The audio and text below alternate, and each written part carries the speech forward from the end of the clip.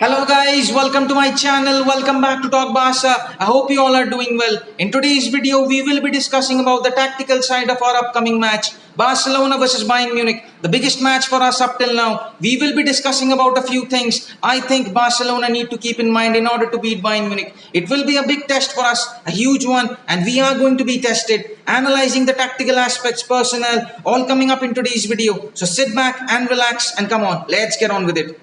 First of all, let's discuss what our lineup can be for our upcoming match. And as per reports, it looks like Ronald Koeman is going to be making changes in the formation, shifting from 4-3-3 to 3-5-2 formation. That would be interesting. Now, if we look into the lineup, it will be Marc-Andre ter Stegen in goal. In our backline, there has been a few injury concerns. Couple of days ago, Alba picked up a knock, and even in the international break, Serginho Dest picked up a small injury. For Alba, he looks like he will be playing against Bayern Munich, but there has been a few injury concerns, especially with Dest. I really hope he is fit. We will be requiring him very much. Otherwise, if he is unfit, Oscar Mingueza should be given the chance. But we all know Koeman, he will opt for Roberto then, and I don't want that because we have seen that time and time again. Roberto down that right back spot against big teams doesn't help.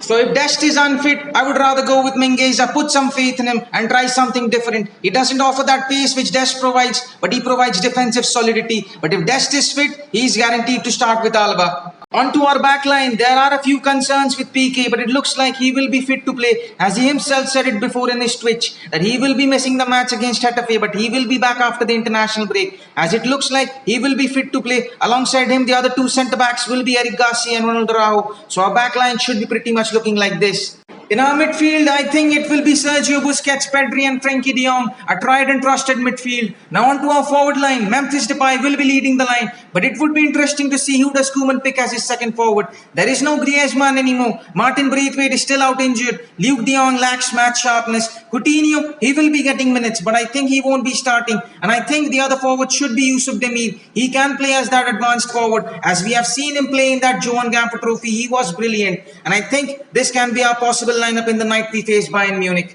Now if we look into the lineup of our visitors, their lineup is pretty much concrete. They have almost used the same lineup in their last few matches, except their right back spot. They have made a few changes there, and against us, it should be pretty much the same. Manuel Neuer in goal, Alphonso Davies and Pavard as the fullbacks, Nicolas Soule and their new signing Dayot Upamecano as the two centre-backs, Kimmich and Goretzka as the two holding midfielders, Serge Gnabry on the left, who has little injury concerns, Leroy Sané on the right, Muller as the advanced midfielder, playing as that second striker, and leading the line, Robert Lewandowski. Now if we put all of it together, it pretty much looks like this. First of all, I would like to start with our midfield, and for me, it is the area that we are best covered. If we compare it with our forward line and our back line, we have to use our midfield properly. That is simple. Sergio Busquets needs to be somewhat near his best. Alongside De Jong, these two needs to dictate the tempo of the game, and Pedri needs to play just the way he plays. He has that quality to unlock Bayern. Now if we look, we have a numerical advantage over them in our midfield. They have two, we have three. We have to capitalize on that. We have to pin them down there, cut their supplies, because Muller is not someone who will be dropping deep to create their play. He likes to stay forward, and if we can take that numerical advantage in the midfield, it would be crucial for us, because they are not a low block team who will just allow us to have possession and they will be just sitting deep. That is not going to happen. We have to pin them down in their half so that we can play our game, keeping possession, dictating the game from minute one.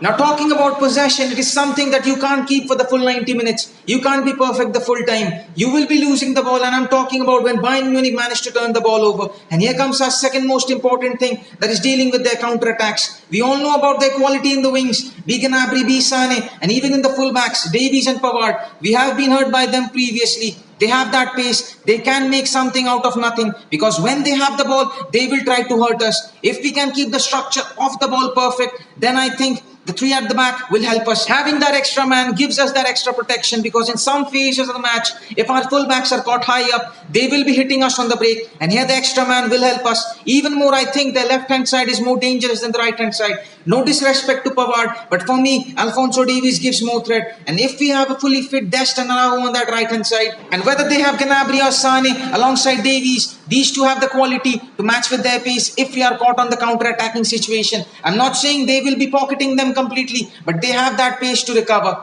Now moving on to another most important aspect, that is our fullbacks. We have seen it time and time again. Fullbacks play a crucial role for us in our team. And if we are going to use this formation, I can't emphasize more how important it is to have a fully fit Jordi Alba and Serginho Dest. because the major drawback of this formation is providing width. Because when you have only two forwards up there, you will be solely relying on your fullbacks to provide the width. Once or twice, Demir can shift wide, maybe even Depay, but that is not going to work. We will be requiring Jordi Alba and Serginho Dest to stretch our play, stretch our opponent's defenders. And we all know we love to use Jordi Alba very much, because when we have that ball high up to that left hand side, Alba needs to do what he does best, providing that low driven pass inside the box. And even sometimes Dest needs to provide that unpredictability, and alongside attacking, they have that pace to recover and defend as well. Now we have to emphasize on one more important aspect, that is pressing, because it isn't about just stopping Bayern Munich and playing to their strengths, but it is about playing to our strengths, because there is a saying, attack is the best form of defense. And what I mean by pressing is actually pressing from the front. Previously, we all know we had players who were brilliant individuals who can change a match with their quality, but what they lacked was pressing and maintaining that intensity for the full 90 minutes. Maybe because of their age or something else, but now we have young players in our forward line like Depay, Demir, who can maintain that high intensity, who has that stamina within themselves to do the pressing for the full 90 minutes. And if we can do the pressing from the front with the full team united together, it will be highly beneficial for us.